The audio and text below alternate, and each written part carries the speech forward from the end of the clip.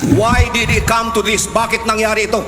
Sapagkat merong isang tao na napakaaga gusto nang tuparin ang kanyang ambisyon na maging presidente ng Pilipinas. Ang unang ginawa nila, People's Initiative, they wanted to amend the Constitution so that we will shift from presidential to parliamentary and he can be appointed Prime Minister.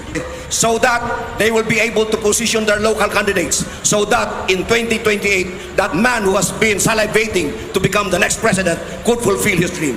And this man is no other than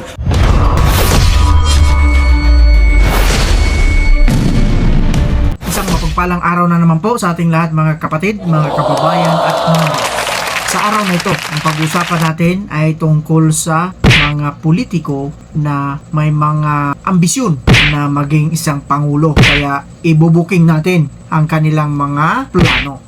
Pero bago yan, siyempre, bati muna tayo ng isang magandang umaga po, Luzon, Visayas at Mindanao. At siyempre pa, sa mga kapatid natin, mga kababayan natin na nasa iba't ibang panig ng mundo. Magandang umaga, magandang tanghali, magandang hapon, magandang gabi po sa inyong lahat yan. Kamusta na po kayo? Sana po nasa mabuti kayong kalagayan. Nandito na naman po ang inyong lingkod, Boss Rick, na maghatid sa inyo ng mga balita at mga pangyayari na nangyayari dito sa ating bansa, lalo na dito sa Pilipinas. Siyempre, kagaya na sinabi natin dito, panoorin natin yung isang video na nagpapatotoo na yung plano ng isang kandidato na gustong maging pangulo ay ibinuking niya. Panoorin natin at maya-maya ng konti, magbigay tayo ng reaksyon. Pasok ang Campo Duterte. Why did it come to this? Bakit nangyari ito? Sapagkat merong isang tao na napakaaga gusto nang tuparin ang kanyang ambisyon na maging presidente ng Pilipinas. Ang unang ginawa nila, People's Initiative, they wanted to amend the Constitution so that we will shift from presidential to parliamentary and he can be appointed Prime Minister.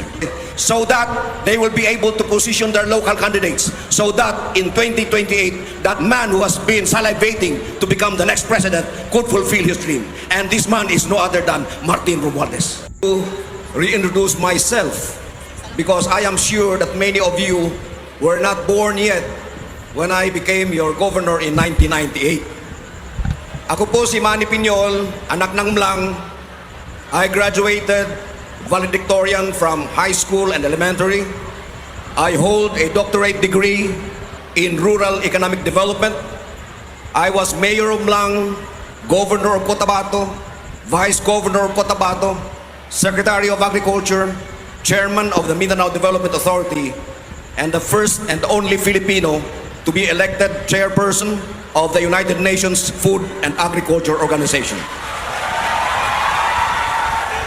My dear people, mga minamahal kong kababayan, I have to give you a national perspective of politics today so that you will understand, ma-translate natin sa ating lokal na politika. We are a nation in crisis. Ang utang natin is 16.3 trillion pesos. Ang popularity rating ng ating presidente is 14%, the lowest by any president in modern times. Divided ang ating bansa. Nag-aaway ang Campo Marcos at Campo Duterte. Why did it come to this? Bakit nangyari ito?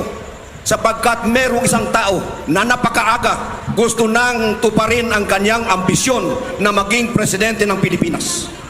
Ang unang ginawa nila, People's Initiative, they wanted to amend the Constitution so that we will shift from presidential to parliamentary and he can be appointed Prime Minister. Hindi nagtagumpay yun, 26 billion ng gastos. Gumawa sila ng bagong programa, ayuda. Etong mga perang binibigay sa inyo, hindi itutulong sa mahihirap. Ito ay pambili ng boto natin para yung kanilang kandidato sa lokal ngayong eleksyon ay mananalo in preparation for 2028. Hindi pa rin nakontento, they impeached Sara Duterte. Hindi pa rin nakontento, they exiled the former president to The Hague to be tried by a foreign court. My dear friends, all of this have bearing on our local politics. Sapagkat, ang totoo niyan, etong mga ayudang tinatanggap ninyo ngayon ay bahagi ng isang matinding plano para bilhin ang mga boto ng ating mga botante so that they will be able to position their local candidates so that in 2028, that man who has been salivating to become the next president could fulfill his dream. And this man is no other than Martin Romualdez. I am not going to gamble the future of my children. I am not going to gamble the future of our province. Kaya nung magdesisyon ako na tumakbo bilang gobernador, gumawa ako ng programa to create an independent, virtual independent province of North Cotabato. Agriculture, productivity, food sufficiency, jobs for our people, health, at lubos sa lahat, scholarship for our children. My dear friends, we will focus on agriculture. There is no other way. Ang palay ngayon, 15. Ang bigas, 60. Hindi pwedeng magpatuloy yan. We have to do something about it. And we have to come up with a program to stop this. By doing improvements in agriculture, we have to go back to the basic.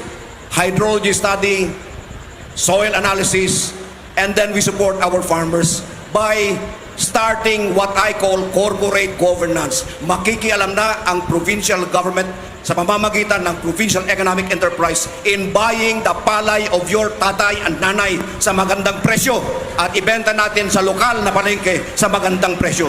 We will also support our corn farmers by buying their corn at a good price and, of course, selling feeds, supporting our livestock and our poultry programs. We have to go back to the basic issue of sending our children to school for free. We have to go back to the basic service of government to provide health, libreng ospital na ginawa na natin noong akong gobernador ninyo. Sa napanood nating video, unang-una, sa mga hindi nakakaalam, kagaya ng sinabi ni dating Secretary Manny Piñol sa Administrasyong Duterte, isa ito sa mga pinagtitiwalaan na tao, membro ng gabinete ni PRRD. Ngayon, sa hindi nakakaalam, isa pala itong gobernador. Kahit ako, hindi ko alam ito eh. O ngayon, nalaman ko na. Gobernador pala ito noong 1998, kagaya ng sabi niya, sa Cotabato. Siya si dating Secretary Manny Piñol. Ito yung pinag-iabang palagi ng Pangulong Rodrigo Duterte kapag nagsasalita siya sa mga maraming tao. Di ba? Kasi classmate niya ito. Classmate niya, at syempre, kapag kakatiwalaan at bukod pa dyan, talagang kaibigan niya ito.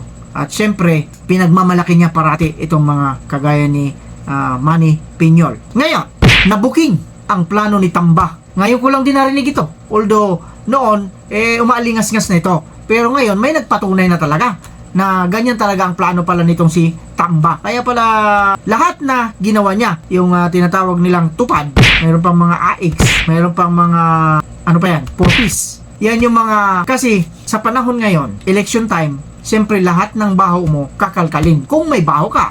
Pero kung wala kang baho, wala silang makakalkal sa iyo. Isa ng halimbawa diyan, si Kong Dante Marcoleta. Wala siyang baho, kaya hindi siya makalkal. Ang kinakalkal sa kanya ngayon, yung kanyang relihiyon.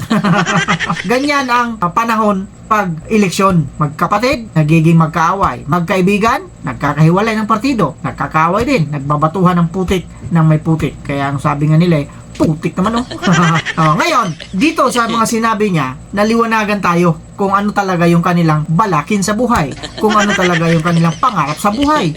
Gusto pala maging pangulo ito. Sino ba naman kasi ang hindi gustong maging pangulo? Pero ako hindi. Kasi siyempre sigurado hindi tayo mananalo dun.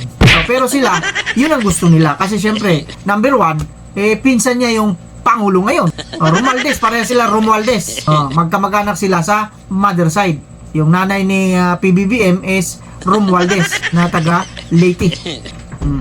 Ngayon, ito yung sinasabi natin dito. Kaya gusto niya pala maging pangulo. So lahat gagawin ng isang politiko para matupad yung kanyang pangako at matupad yung kanyang pangarap sa buhay. Kamusta ang buhay-buhay natin ngayon? Ito na yun. Dahil sa kanyang ambisyon sa darating na presidential election ngayong 2028, lahat ng mga pamamaraan para maging stable yung kanilang kandidatura or kanilang partido, ginagawa nila. Ganyan karumi ang politika. Kaya kung may bala kayong magpolitiko, wag na lang. Wag na lang. Kung hindi rin lang kayo sanay. Pero kung sanay kayo, at pakapalang kasi ng mukha dyan Kasi may nabalitaan niya tayo, magkapatid, magkaiba yung partido. May nabalitaan din tayo, magpinsan, magkaiba yung partido. Mag-ama, magkaibang partido. Pero sports lang sila kasi eleksyon nga. Pagkatapos ng eleksyon, happy-happy na sila. Pero hindi dapat ganun. Lalo na sa kultura natin mga Pilipino, mahalaga sa atin yung relasyon. Magkaibigan, magkumpare, magkamag-anak, etc. etc.